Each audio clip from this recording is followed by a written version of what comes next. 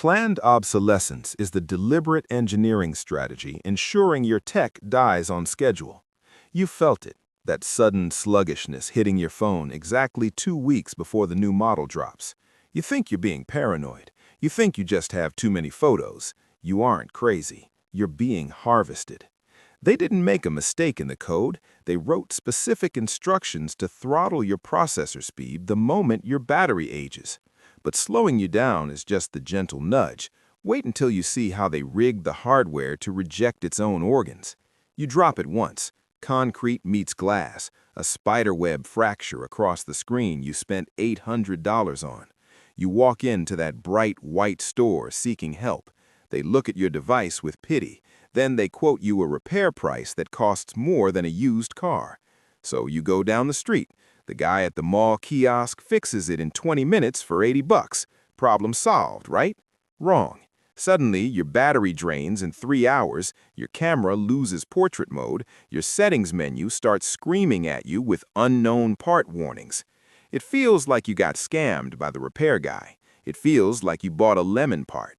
But the screen is genuine. The battery is real. Your phone isn't broken, it's protesting.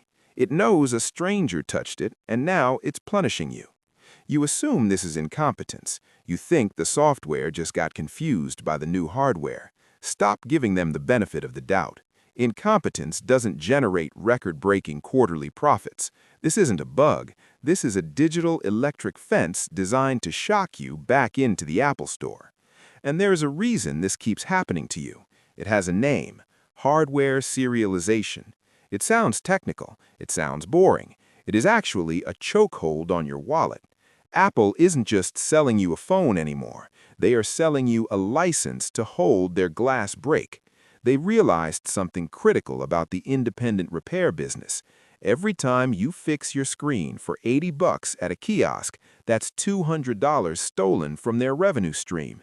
That's a phone you didn't replace for another year. In the boardroom, a durable phone isn't a good product. It's a missed quarterly target. So they weaponize the code against the hardware. You think this is just a theory? Go look up case 518MD02827. That's the Batterygate class action settlement. Apple paid $500 million to make it go away. They admitted to slowing down older iPhones via software updates. They called it power management. The courts called it deceptive. But $500 million is nothing to them. That's less than 3 days of iPhone sales. It was just a speeding ticket on the way to the bank. And the hypocrisy is staggering. While they remove the charger from the box to save the planet, this lockout strategy generates 500,000 tons of extra e-waste every single year. Perfectly good phones rotting in landfills because a software lock refused a new battery. They aren't saving the earth. They are salting the earth to force you to buy the new crop. And the way they pull it off is almost elegant if it weren't ruining your life. Here is how the trap actually snaps shut. It starts with a screw. Look at the bottom of your iPhone. That star-shaped pattern? That is a Pentalobe screw. It has no mechanical advantage over a standard Phillips head. It strips easily, it is hard to turn, it exists for exactly one reason: to ensure your screwdriver at home doesn't fit. They want the first step of repair to feel like breaking and entering. Then comes the glue. They tell you the industrial adhesive inside is for water resistance. That is a convenient half-truth. It is also an anti-tamper seal designed to snap delicate ribbon cables if you pull too hard. They engineered the device to self-destruct if you try to save it. But physical barriers are just the bouncers at the door. The real villain is in the code. Let's say you get past the screws. Let's say you melt the glue without snapping a cable. You're feeling good. You take 2 brand new identical iPhones out of the box, genuine Apple parts, 0 defects. You swap the screens between them. Logic dictates they should both work perfectly. They are identical parts from the same factory. Instead, Face ID fails immediately. True Tone functionality vanishes. The phone panics. Why? Because the motherboard checked the serial number of the screen. It realized the numbers didn't match the database, so it engaged a software kill switch to cripple the hardware. Imagine changing the tires on your Ford. You put on Michelin tires, and suddenly your engine shuts off because you didn't buy the tires from the dealership. That sounds illegal, because in the car world, it is. In the tech world, it's just Tuesday. So, how do you fix it? How do you make the warning lights stop? You have to beg for permission. The only way to pair a new part to the phone is using a proprietary tool called System Configuration. And guess who has access to that software? Only Apple and their authorized service providers. To get access, a repair shop has to sign non-disclosure agreements. They have to agree to buy parts at Apple's inflated prices. They have to send their customer data back to Cupertino. It is a protection racket disguised as quality control. They created a digital lock, and they're the only ones selling the key. But here's the part that changes everything.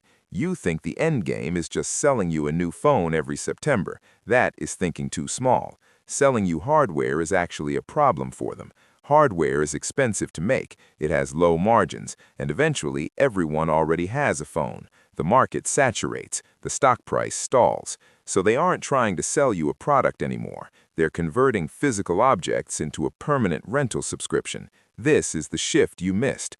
By software locking the hardware, they fundamentally change what you bought. You didn't purchase a device. You paid a $1,000 deposit for a terminal that accesses their services. You are not an owner. You are a tenant in your own pocket. And like any bad landlord, they control the maintenance. They decide when the lights go out. Look at their financial reports. Services is their fastest growing revenue category. iCloud, Apple Music, App Store fees. That is where the infinite money is. But that model only works if you stay trapped in the ecosystem. Independent repair threatens that trap. A phone that lasts 5 years without their permission is a leak in their revenue pipe. Serialization is the plug. It ensures that even the glass in your hand answers to Cupertino, not you. If you can't fix it, you don't own it. You're just holding it for them until they decide it's time to upgrade. They have successfully monetized the air you breathe while using their device. It is feudalism disguised as innovation. And the scariest part? You thanked them for the privilege while swiping your credit card. So where does that leave you? Now look at that black mirror in your hand. You're likely watching this on the very device designed to betray you. It feels smooth. It feels premium. That is the seduction. You don't need to smash it. You just need to stop worshiping the logo on the back. Understand that when they say it can't be fixed, they are lying. They mean it isn't profitable for us to fix it. The only way to fight a trillion-dollar algorithm is to refuse to play. Support right-to-repair legislation. Buy refurbished hardware. Keep that obsolete model running out of pure spite. They are betting billions that you will choose convenience over control. They want you to accept that you are merely a user, never an owner. Prove them wrong. Because in a subscription economy, the most rebellious thing you can do is maintain what you already have.